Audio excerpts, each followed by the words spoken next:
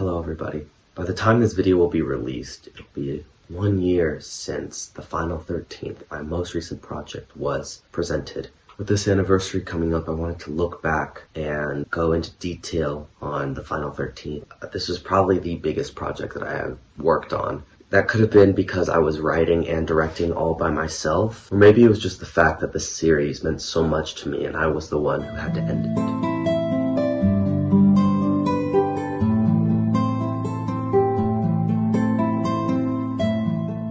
First, we need to go back to the year 2020. You may not know, but Rise of the 13th was originally supposed to be the end of the trilogy at the time. But because people didn't really like the film and there were still a lot of questions, Adrian had decided to write another script to finally end it all. The original Final 13th script went like this. Minutes after Rise of the 13th, Lily would run away from the crime scene and sort of go into hiding. Laura and Hunter would be taken to the nearest hospital, and Jason would be alive and cause an electrical fire. There's a new character, his name is Sean. He's sort of the Nolan of this story. He helps Laura and Hunter go try and find Lily, but Hunter dies in the process. Everyone's basically looking for Lily. Jason, Hunter, Sean, the police, and a mob that is formed when they realize that Jason is alive. There's also a side plot about a gang. I don't really remember exactly what that was about, but they are important because one of their members gets killed by Jason. The film ends with Laura, Lily, and Sean all going in to confront Jason, and the mob rushes in and kills Jason. The film ends with Sean and Laura getting married, and Lily going back to her mother and living out the rest of their days like a happily ever after. I know that there is more detail there and that more stuff happened, but that's all I can remember right now.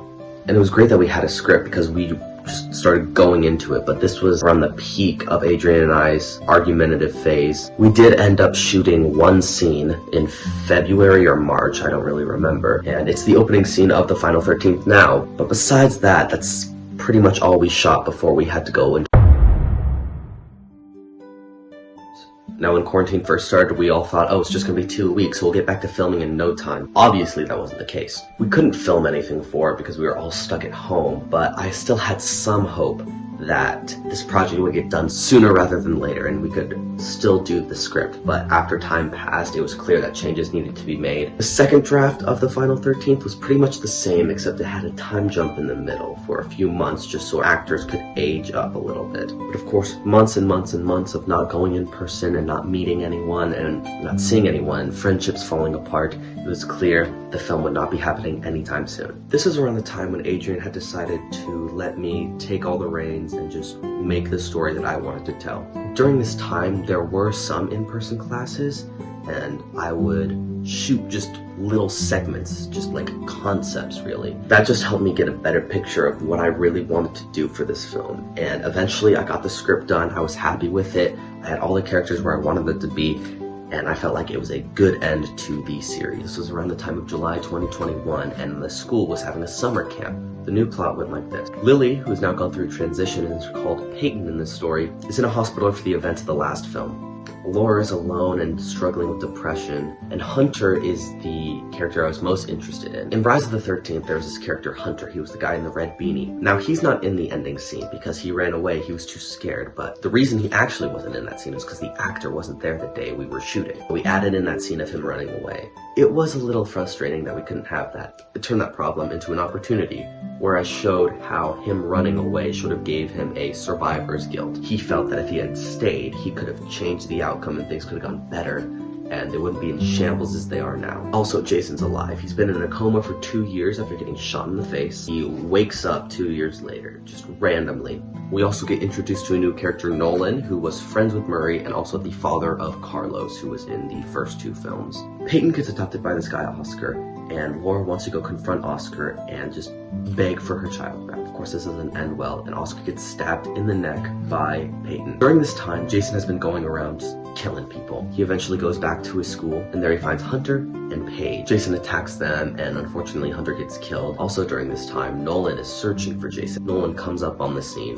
and finds Hunter's body. He then runs into Paige, and the two talk for a little bit before deciding they need to get Peyton and Laura together to finally end the fight. I do really enjoy about this plot is that everyone's sort of on their own trajectory, but they're all connected somehow. They're all connected through Jason.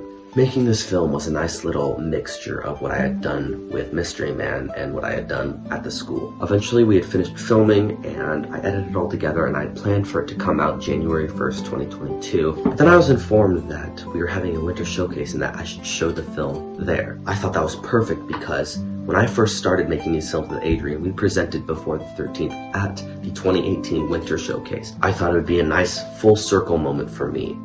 And after showing the film, it was a really odd experience. I still haven't completed a film fully since the Final 13th got released. And I think that's just because the Final 13th was such a big project. Subconsciously, I needed a break from making films and projects and videos and everything all together. The Final 13th and the whole 13th series has just meant so much to me through my entire high school years. It's what's defined me as a person, and it's what's defined me going forward. And it's what I want to do with the rest of my life, is make films. Now I do have the original mask that was used on set of the Final 13th. It's obviously very, very delicate, and I only took it out of its case to show for this video. For moving forward with films, I want to do Sacramento Nights, which is something I'd been working on last school year but never really got finished. I'm going to restart it with a whole new cast of characters, a bunch of new faces. Well, I do love the people that I work with, like Kyo, Adrian, Retro, Will. I think it's time I move on from them and start finding other actors that can fill more